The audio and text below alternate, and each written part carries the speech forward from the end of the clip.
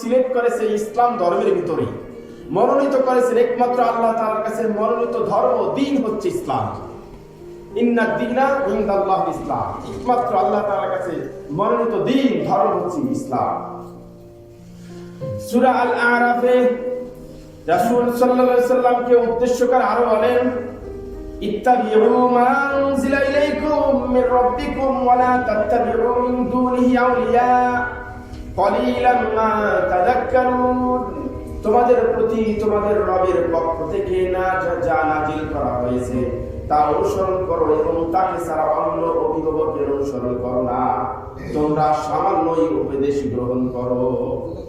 এই সামান্যই করি যদি ব্যাখ্যা দুই দিকে না, তোমরা সব অনুসরণ করো না, তোমরা কিছু কিছু করো, কিছু কিছু করো না, এই একটা বিষয়। আর একটা বিষয় হচ্ছে তোমরা সামান্যই করো। এই বিষয়টাকে সামান্য বিষয়ের মধ্যেই অল্প আমলেই নাজাতের জন্য যথেষ্ট হইবে। তাহলে আল্লাহ রাসূল সাল্লাল্লাহু আলাইহি ওয়াসাল্লামকে উদ্দেশ্য করে বলতেছেন, যা নাযিল করা হয়েছে তা অনুসরণ করো এবং তাকে ছাড়া অন্য কোনো অভিভাবকের অনুসরণ ইত্তাবিউ করো না। তাহলে আমরা কোন দিকে হাঁটতেছি?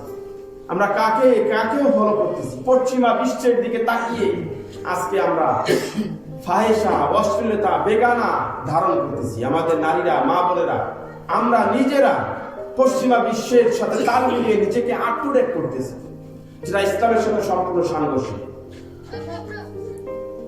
ইবনে সারিয়া রাদিয়াল্লাহু তাআলা বলেন, একদিন ফজরের সালাতের পর রাসূলুল্লাহ সাল্লাল্লাহু আলাইহি সাল্লাম আমাদেরকে এমন এক উচ্চ সঙ্গের নসিহত করলেন, তাতে আমাদের চক্ষু থেকে অশ্রুধারা প্রবাহিত হতে লাগলো এবং অন্তর ভীত সন্ত্রস্ত হয়ে পড়ল। তখন এক ব্যক্তি বললেন, ইয়া রাসূলুল্লাহ, এত বিদায়ী ব্যক্তির মতো নসিহত আপনি আমাদের উপর কি ওসিয়াত করে যাচ্ছেন? এমন এমন কথাগুলো বলতেছেন, মনে হচ্ছে বিদায়ী ব্যক্তি সে আর দুনিয়াতে থাকবে না। সাহাবী বললেন, ইয়া রাসূলুল্লাহ, আপনি এমন কি নসিহত, এমন কি ওসিয়াত আমাদেরকে করে যাচ্ছেন এরকম মনে হচ্ছে।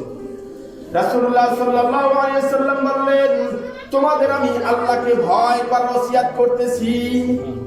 আল্লাহু আকবার।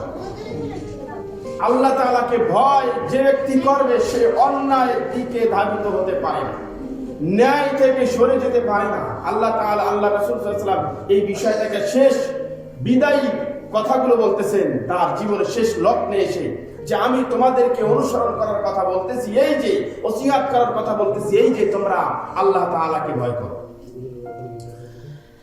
তোমরা আল্লাহ তাআলাকে ভয় করো। আরো বলেন যে তোমাদের আমি আল্লাহকে ভয় করার ওসিয়ত করতেছি, এই যে যদি নির্দেশ শুনবে তোমাদের মধ্যে যারা বেঁচে থাকবে তারা বহু বিরোধ প্রত্যক্ষ করবে। হাফসি গোলামও যখন তোমাদের আমির নিযুক্ত হয় তবু তোমরা তার অনুগত করবে।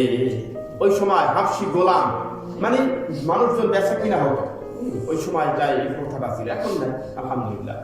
তো সবচেয়ে নিকৃষ্ট গোলাম হাফসি গোলাম, কালো, কুচ্ছিরি এবং তাকে দ্বারা সবচেয়ে কঠিন পরিশ্রম দেওয়া হতো ওই সময়কার। সেই হাফসি গোলামের এক্সাম্পল, উদাহরণ দিয়ে আল্লাহ রাসূল মিসাল দিয়ে বলতেছেন যে হাফসি গোলামও যদি তোমাদের আমির নিযুক্ত হয়, ইসলামের আমির নিযুক্ত হবে কে? ইসলামের আমির, গভর্নমেন্ট, ইসলামিক গভর্নমেন্ট হবে ওই ব্যক্তি যার ভিতরে ইসলামের পরিপূর্ণতা পাওয়া যায়, সুন্নাতের কোনো বরখেলাপ দেখা যাবে না, কোরআন ও হাদিসের যথাযথ জ্ঞান যার ভিতরে আসবে, সেই হবে ইসলামের আমির, সেই হবে ইসলামের খলিফা, নেতৃত্ব দিবে। তো আল্লাহ রাসূল সাল্লাল্লাহু আলাইহি ওয়াসাল্লাম এই কথাগুলো বলতেছেন যে হাফসি গোলামও যদি তোমাদের আমির হয় তোমরা তার অনুগত করো, অনুসরণ করো। দেখছেন ইসলামিক যে নেতা হয় এখনো বর্তমানে আলহামদুলিল্লাহ বাংলাদেশের দিকেই তাকান, ইসলামিক অনেক দল আছে, ইসলামিক সংগঠন আছে যেটা ইসলামিক আমিরে নিযুক্ত হয়, যেটা আপনার পিডাপিডি, মারামারি, ঠেলাঠেলি, চা খাওয়ানো, বিস্কুট খাওয়ানো, এই বিশাল প্যানেল করে টাকা তাদের এই ইনভেস্ট করা, এটা হবে না।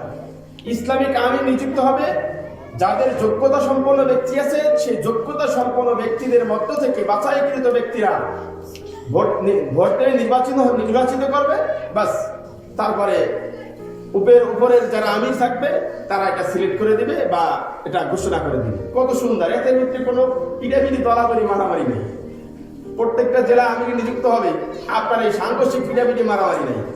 আর অন্যান্য সংগঠনে দেখবেন রাজনৈতিক যারা পেটুয়া রাজনীতি, যারা খাবারের জন্য রাজনীতি করে, পিটাপিটি মারামারি তো থাকবেই শুধু, এছাড়াও দেখবেন যে আরো কত কিছু থাকবে। আমার সাথে রাজনীতি সম্পর্কে আপনার ভালো লাগবে।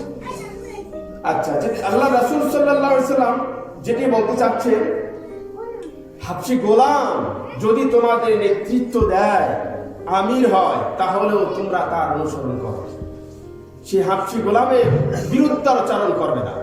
আল্লাহ তাআলা স্বয়ং কোরআনে কারিমে বলতেছেন, ওয়াতিউল্লাহ ওয়াতিউর রাসূল ওয়া উলিল আমরি মিনকুম, তোমরা আল্লাহ তাআলার ইতাআত করো, অনুগত্য করো, রাসূল সাল্লাল্লাহু আলাইহি সাল্লামের ইতাআত করো, এবং যিনি তোমাদের আমির, যিনি তোমাদের আমির বলতে আপনার এখানে ইমাম বোঝাতে পারেন, আমির বলতে ইসলামিক শাসক বোঝাতে পারেন, আমির বলতে ইসলামের যে মাযহাবের রাষ্ট্রপ্রধান হতে পারে, ইসলামিক রাষ্ট্রপ্রধান, অথবা হতে পারে আপনার মাযহাবের যে ইমামগণ হতে পারে, ফতোয়ার ক্ষেত্রে সে হতে পারে। হ্যাঁ, এই আমিরকে ইতাআত করার জন্য, অনুসরণ করার জন্য স্বয়ং আল্লাহ তাআলার নির্দেশ রয়েছে। চিন্তা করতে হবে। আচ্ছা, বলতেছিলাম যে এখন আমাদের পাশ্চাত্য বিশ্বের দিকে তাকিয়ে আমরা ভুলে গেছি আল্লাহ রাসূল সাল্লাল্লাহু আলাইহি ওয়াসাল্লামের ইতাআত, অনুসরণ, ইসলামিক খেলাফত আমরা ভুলে গেছি। ইসলামিক গভর্নমেন্টের যে অনুকরণ করা, যে রাসূল পাক সাল্লাল্লাহু আলাইহি ওয়াসাল্লাম বলছে আমি থাকবো না, কোরআন সুন্নাহ থাকবে, যে থাকবে ইন্নাল উলামা ওয়ারাসাতুল আম্বিয়া, ওলিয়া থাকবে, আলেম ওলামাগণ থাকবে, হক্কানি আলেম ওলামা থাকবে, পীর মাশায়েখগণ থাকবে, তো তাদের অনুসরণে ইতাআত করার কথা বলছে। কিন্তু আমরা সেগুলো থেকে ভুলে গিয়ে আমরা তাকাচ্ছি অন্যান্য বেধর্মীদের দিকে তাকাচ্ছি। তো ওই সময় আরব কান্ট্রির লোকেরাও একে অপরের জন্য দোয়া করত। যখন কোনো নববর্ষ আসতো, কোনো পহেলা সূচনা আসতো, কোনো